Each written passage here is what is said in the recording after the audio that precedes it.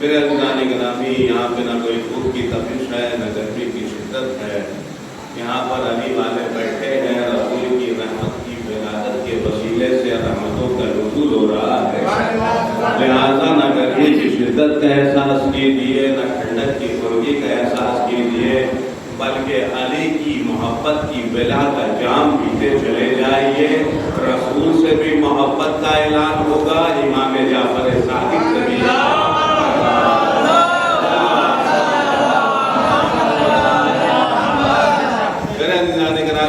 اپنے اعتبار سے بہترین انداز سے آپ نے منایا، پڑھنے والوں نے بہترین انداز سے پڑھا۔ یہ کہ پیغمبر اعظم کا جشن ہے، ان کی ولادت کا جشن ہے، ایسی عظیم ہستی کی ولادت کا جشن ہے کہ کائنات کا کوئی ذرہ ایسا نہیں ہے جو ان کی ولادت پہ مسکرایا نہ ہو۔ کائنات کا کوئی ذرہ ایسا نہیں ہے، کائنات کا کوئی کونا ایسا نہیں ہے جو ان کی ولادت پہ مسکرایا نہ ہو۔ جب ان کے نواسے کی ولادت پر جبریل ہزاروں فرشتے کو لے کر مبارکبادی دینے کے لیے آئے تو ذرا سوچئے رسول کی ولادت پر کتنے فرشتے آئے ہیں۔ یہ احساس کرنے کی ضرورت ہے، محسوس کرنے کی ضرورت ہے۔ میں زیادہ آپ کا وقت نہیں لوں گا عزیزان گرامی، تو میں نے عرض کیا کہ آج کی شب ہمارے چھٹے امام سے بھی مخصوص ہے، پیغمبر اعظم سے بھی مخصوص ہے، جو طٰہٰ و یاسین مزمل و مدثر کے مالک ہے، جن کی فضیلت کا کیا کہنا ہے۔ اللہ آواز دے رہا ہے کہ میں چھپا ہوا خزانہ تھا، جب میں نے چاہا کہ پہچانا جاؤں، فخلق کا خلق، بس میں نے ایک مخلوق کو خلق کیا۔ اس کو خلق کیا کہ ایک نور کو خلق کیا، کہ وہ نور کیا تھا؟ اللہ کے حبیب ارشاد فرماتے ہیں اول ما خلق اللہ نوری وجعلہ شرفین وجعلہ محمد وجعلہ علی۔ اے دنیا والو، سب سے پہلے اللہ نے میرے نور کو خلق کیا، اس کے دو حصے کیے، ایک کا نام محمد رکھا، ایک کا نام علی رکھا، ایک کا نام محمد رکھا، ایک کا نام علی رکھا۔ نور محمد سے آسمان کو خلق کیا، نور علی سے زمین کو پیدا کیا، آسمان سے نازل کیا پانی، زمین سے پیدا کیا رزق۔ تو پتہ چلا پیغمبر نے کیا فرمایا، اللہ نے سب سے پہلے میرے نور کو خلق کیا، اس کے دو حصے کیے، ایک کا نام محمد رکھا، ایک کا نام علی رکھا۔ نور محمد سے آسمان کو پیدا کیا، نور علی سے زمین کو پیدا کیا، آسمان سے نازل کیا پانی، زمین سے پیدا کیا رزق۔ تو پتہ چلا آسمان نور محمد کا صدقہ ہے، زمین نور علی کا صدقہ ہے۔ اب پتہ چلا گرامی، آسمان نور محمد کا صدقہ، زمین نور علی کا صدقہ، آسمان سے نازل کیا پانی۔ تو اب جو پانی پیتے ہو یہ کسی اور کا صدقہ نہیں ہے، یہ نور محمد کا صدقہ ہے۔ جو رزق کھاتے ہو یہ نور علی کا صدقہ ہے۔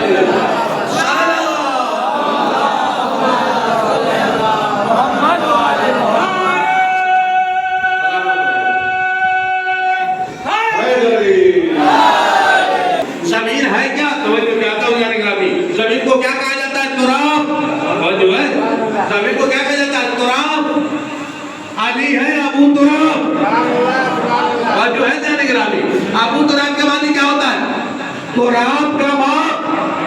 توجہ ہے یعنی گرامی، میں نہیں کہہ رہا ہوں، پیغمبر کہہ رہے نور علی سے زمین پیدا ہوئی، زمین ہے تراب۔ اب پتہ چلا علی کو ابو تراب کیوں کہا جاتا ہے؟ اس لیے کہ زمین علی کے صدقے میں خلق ہوئی ہے۔ کیا کہا؟ میں نے سب سے پہلے اپنے نور کو خلق کیا، میں نے سب سے پہلے محمد ایک نور کو خلق کیا، اور وہ نور کون سا ہے؟ وہ نور محمد ہے۔ پیغمبر ارشاد فرماتے ہیں اللہ نے میرے نور کو خلق کیا اور 12 حجابات میں اسے چھپا کے رکھا۔ اور جو ہے نا نگرہ 12 حجابات میں اسے چھپا کر رکھا۔ حجاب قدرت، حجاب شرافت، حجاب عصمت، حجاب کرامت، حجاب عصمت و طہارت، اب پورا ایک سلسلہ ہے جانے جانے۔ پیغمبر فرماتے ہیں اللہ نے میرے نور کو اتنے حجابات میں چھپا کر رکھا۔ حجاب قدرت میں 12,000 سال، حجاب عصمت میں 4,000 سال، کسی میں 8,000 سال، کسی میں 12,000 سال، 1000 سال۔ اور جو ہے جانے گا 1000 کی بات ہو رہی ہے اور سالوں کی بات ہو رہی ہے۔ پیغمبر فرماتے ہیں اللہ نے اتنے حجابات میں میرے ہزاروں ہزار سال مجھے اور جب مجھے خلق کرنا ہوا تو کائنات میں کچھ بھی نہ تھا، کائنات میں کچھ بھی نہ تھا، وہ کا عالم تھا، سناٹا تھا، تاریکی تھی۔ اللہ نے اس دنیا میں جو عدم تھا اسے وجود عطا کیا، وجود عطا کرنے کے بعد اس کائنات کو سجانا شروع کیا۔ میرے نور کو پہلے خلق کیا، نور کو خلق کرنے کے بعد اب اس دنیا کو سجانا شروع کیا۔ کبھی زمین کو پیدا کیا، کبھی آسمان کو خلق کیا، کبھی جنت بنائی، کبھی کشتیوں کو سجایا، کبھی منزل کمال تک پہنچایا۔ ذرے ذرے کو کائنات میں پیغمبر اعظم کی آمد سے پہلے اللہ سجاتا رہا، لیکن یاد رکھیے پہلے پیدا نہیں کیا، خلق کیا ہے اللہ نے پیغمبر کے نور کو، لیکن بھیجا سب سے آخر میں، بھیجا سب سے آخر میں، بھیجا سب سے آخر میں۔ اے اللہ جب خلق سب سے پہلے کیا تو بھیجا سب سے آخر میں کیوں؟ کہا مجھے پتا نہیں ہے جو جتنا بڑا ہوتا ہے اس کے لیے انتظام بھی اتنا بڑا ہوتا ہے۔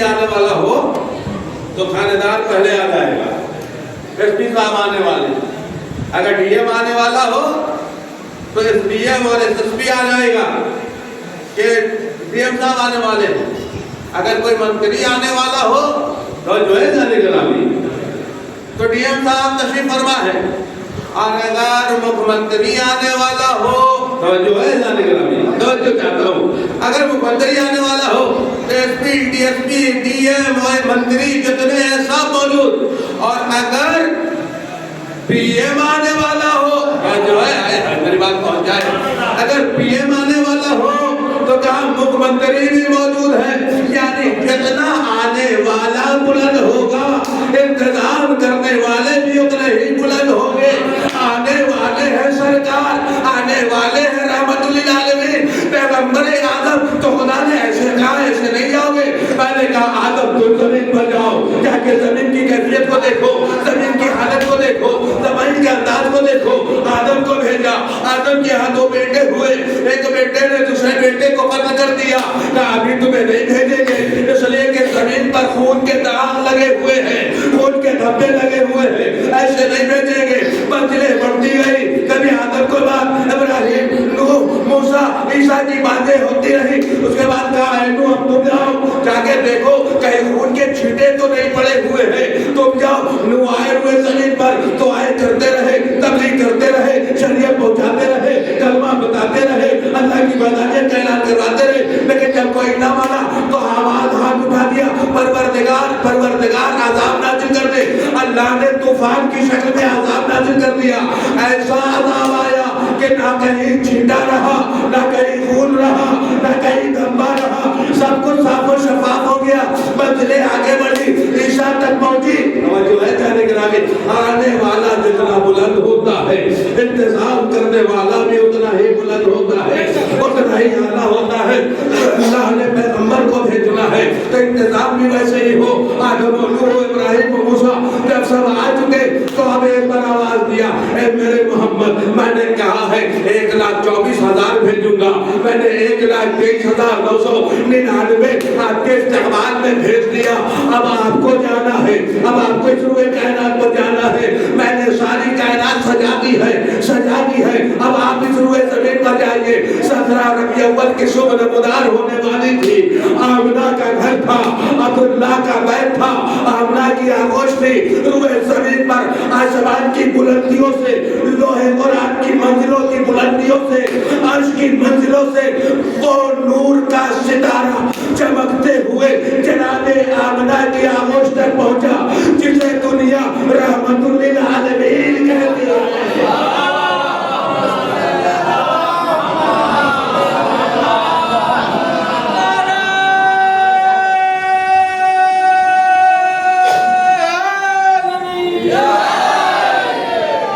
تکبیر اللہ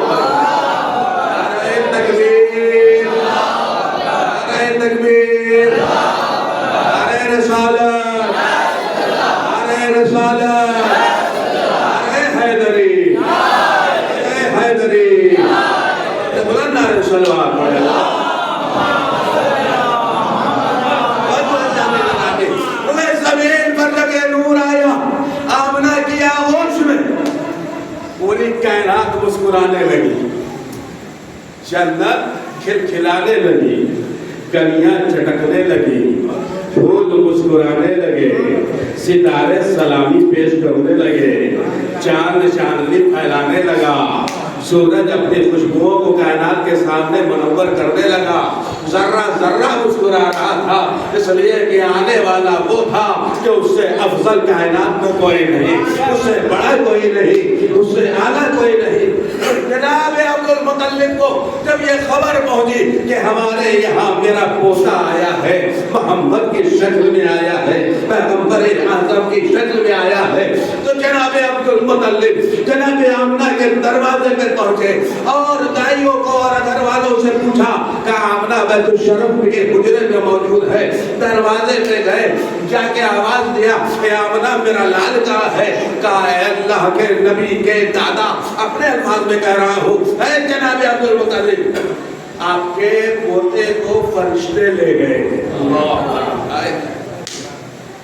तब तो साकिबा किताब उठाइए, पढ़िए, उसमें पूरी तफसील से मिलेगा। आप इंतजार कीजिए। एक हुजरे की तरफ इशारा किया, जैसे जनाब अब्दुल मुतल्लिब हुजरे के दरवाजे में पहुंचे, क्या देखा कि दो अफराद खड़े हुए। काफी मतलब आप इस हुजरे में नहीं जा सकते। क्या हुआ? तुम कौन हो? अल्लाह ने हमें भेजा है, हम उसके अजीम फरिश्ते हैं। अल्लाह क्या हुआ, क्यों नहीं आए? कहा अभी मोहम्मद का दीदार कायनात के अर्श की बुलंदियों पर बैठे हुए फरिश्ते कर रहे हैं। 2 दिन तक अल्लाह ने फरिश्तों को इजाजत दे रखी है कि वो पैगंबर के चेहरे का दीदार करें, कि जिनके सदक़े में पूरी कायनात को खल्क़ किया गया है।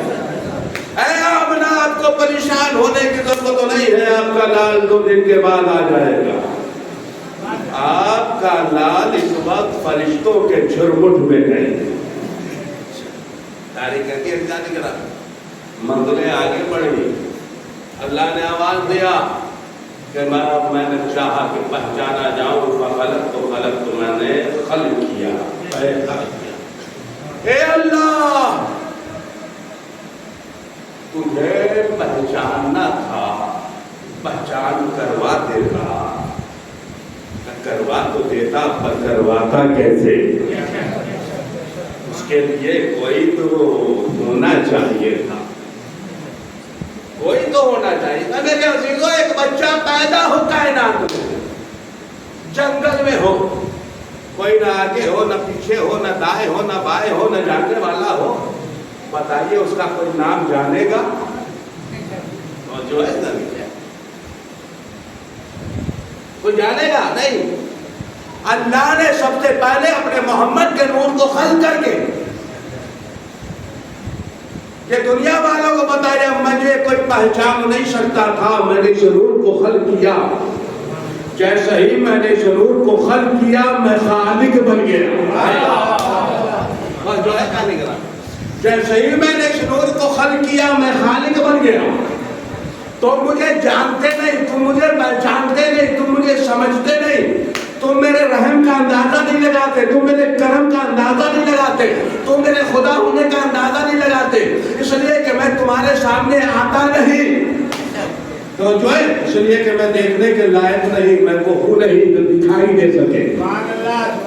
लिहाजा मैंने उसे खल्क़ किया, मैं खालिक कहलाया, उसने मुझे अल्लाह कहा, मैं अल्लाह कहलाया। और जो है समझो ज्यादा उठाने ग्रामी, उसने, मैंने उसे खल्क़ किया तो खालिक बना, उसने सजदा किया तो मैं मसजूद बन गया, उसने सजदा किया तो मैं मसजूद कहलाया, उसने इबादत की तो मैं माबूद कहलाया, उसने रहम किया तो मैं रहीम कहलाया, उसने करम किया तो मैं करीम कहलाया, उसके हुस्न को देखा तो मुझे अहसनुल खालिकीन कहा। ए अजीजों, पता चला मोहम्मद अमल करते रहे,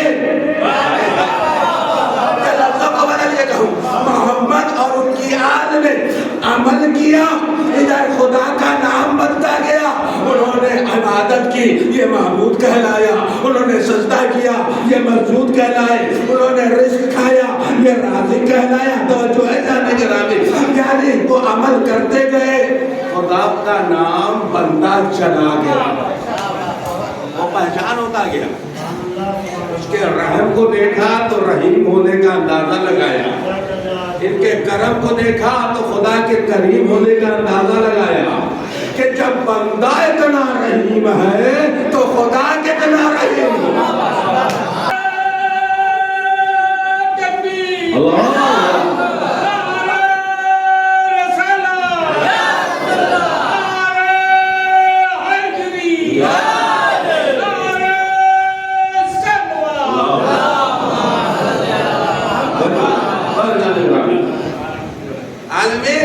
اللہ میں نے خطبہ آج کہا تھا کہ اپنے تعریف کرے تو کمال نہیں ہے، کمال تو یہ ہے کہ دشمن تعریف کرے۔ اپنے دشمن تعریف کرتے ہیں، کمال یہ نہیں ہے کہ صفدر صاحب سے ہماری بڑی اچھے تعلقات ہیں تو میں جتنی چاہوں تعریف کر دوں، وہ میری جتنی چاہے تعریف کر دوں۔ کمال تو یہ ہے کہ غیر تعریف کرے، بس کمال یہی ہے رسول اور آل رسول کا، اپنے تعریف کرے نہ کرے غیر ضرور تعریف کرتے ہیں،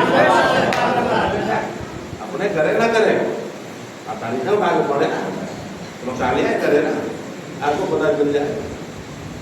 نہ جانے کتنے دشمن آئے جو دوست بن کے گئے۔ بھائی میں نہیں پڑھتا، ابھی بھائی صاحب بڑے اچھے اپنے انداز میں اشعار پڑھ رہے تھے، بہرحال پہلے والے جو مصر پڑھ رہے تھے، کیا تھا پہلا مصرے میں؟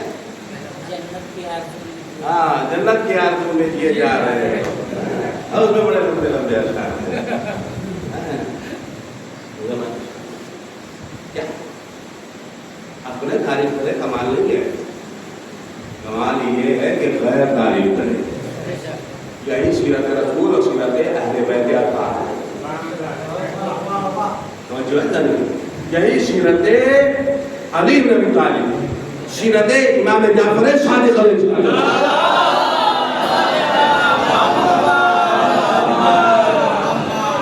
میں تبرہ پڑھنے کا قائل نہیں ہوں، میں شاعروں کو بھی پسند نہیں کرتا ہوں کہ جو کھلا کھلا تبرہ پڑھے، اور نہ میں خود اس بات کا قائل ہوں کہ جو کھلا کھلا تبرہ پڑھا جائے۔ تبرہ اس بات کا نام نہیں ہے کہ ہم ان کو برا کہیں، تبرہ اس بات کا نام ہے کہ اہل بیت کے راستے کو اپنا کر دشمن اہل بیت کے راستے سے دور ہو جاؤ۔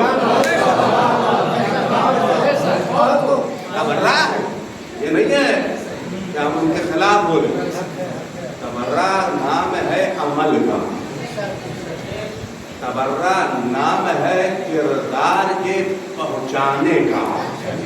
اپنا کردار ایسا بنا لو کہ دنیا خود سمجھ جائے کہ کیا صحیح ہے کیا غلط ہے۔ امام حسین شریفین نے تبرہ ہی تو کیا تھا، کیسے تبرہ کیا ہوا؟ بوڑھا آدمی وہ غلط کر رہا تھا، کیا کیا؟ کہتے تھا ذرا دیکھیے ہم دونوں بھائیوں میں سے جس کا وضو صحیح ہے جس کا وضو غلط ہے۔ یہ تو نہیں کہا آپ کا وضو غلط ہے، کیا ذرا دیکھیے دونوں بھائیوں میں سے کس کا وضو صحیح ہے کس کا وضو غلط ہے۔ اے نہیں، چچا سمجھدار تھے، ورنہ دوسرے چچا ہوتے تو ایٹ ہی جاتے۔ اس لیے تو چچا جو بھی ہو اتنا جانتے ہوں گے کہ رسول کے نواسے ہیں، وہ جو ہے جانے گا کیا کہا کہ بیٹا تم دونوں کی وضو صحیح ہے ہمارے غلط ہے۔ جب کردار سے تبرہ کیا جائے، اخلاق سے، ہمارے اور آپ کے پانچویں امام یا چھٹے امام حضرت محمد باقر رحمہ اللہ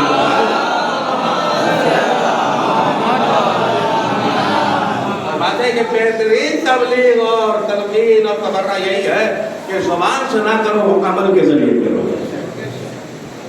عمل سے۔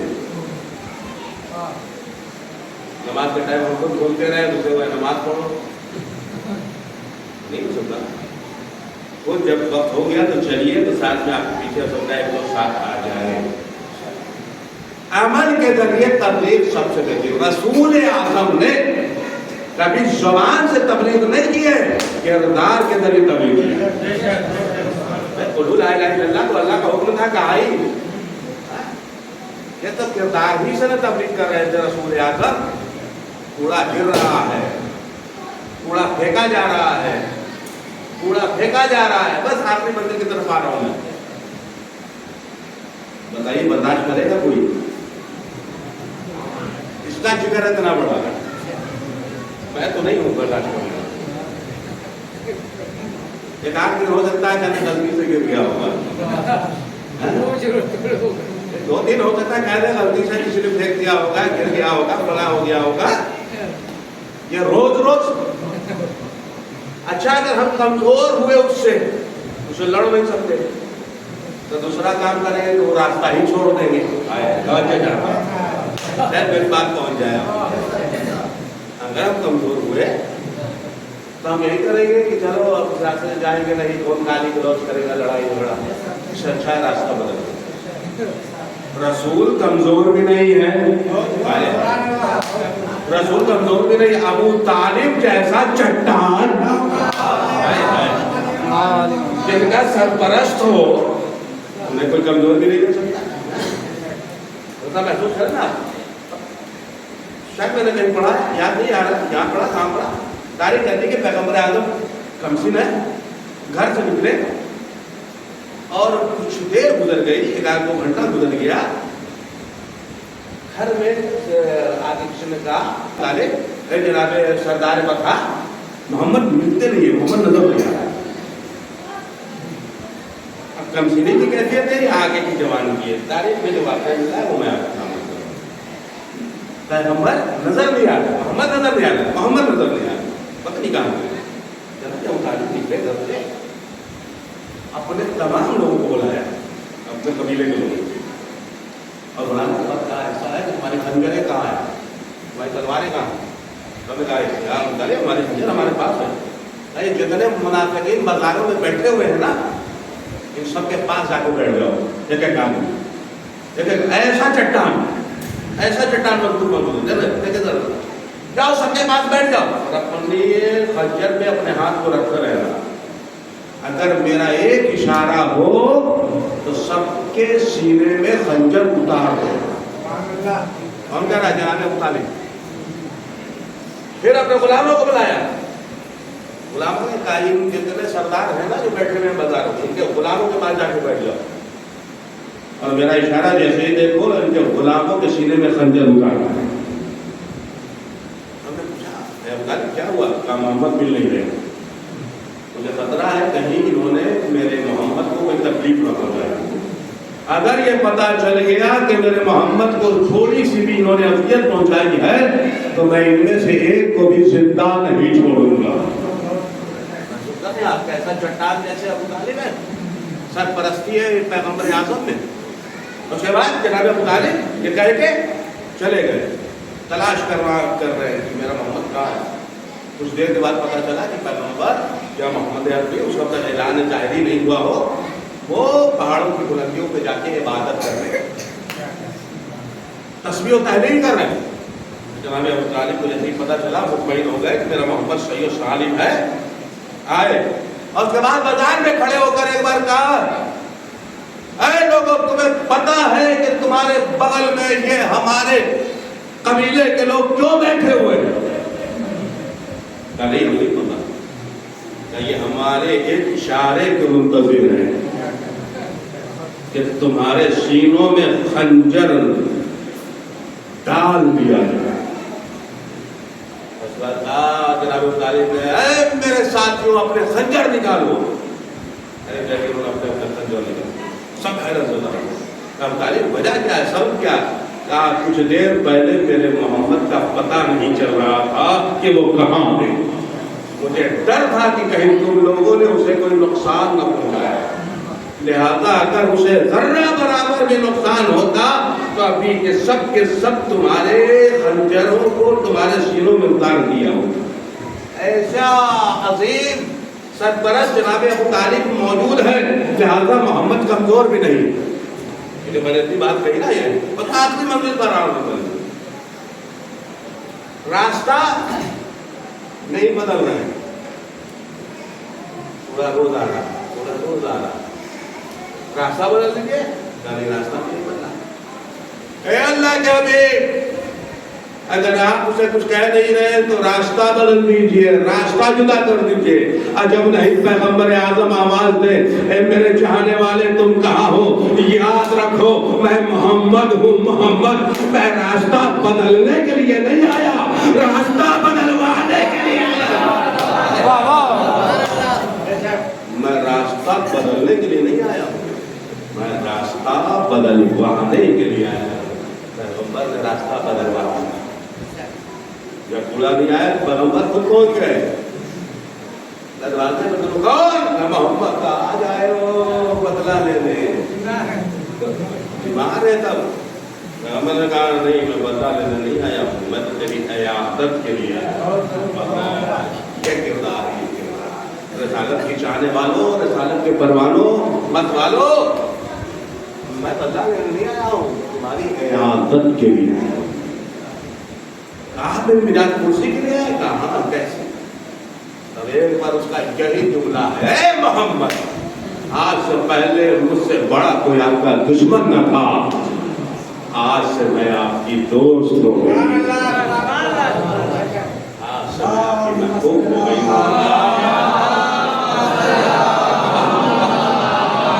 آئیے اس عظیم شب کی عظمتوں کو نگاہ میں رکھتے ہوئے ہم سب مل کے اپنے پروردگار کی بارگاہ میں اپنی دعاؤں کو پیش کریں، اس لیے کہ خدا آج کی شب کسی نہ کسی مومن کے ذریعے سے یہاں پہ جتنے آئے ہوئے ہیں یقیناً دعا کو قبول فرمائے گا۔ اس لیے کہ آج کی شب کوئی معمولی شب نہیں ہے، رحمتوں کا نزول ہو رہا ہے، برکتوں کا نزول ہو رہا ہے۔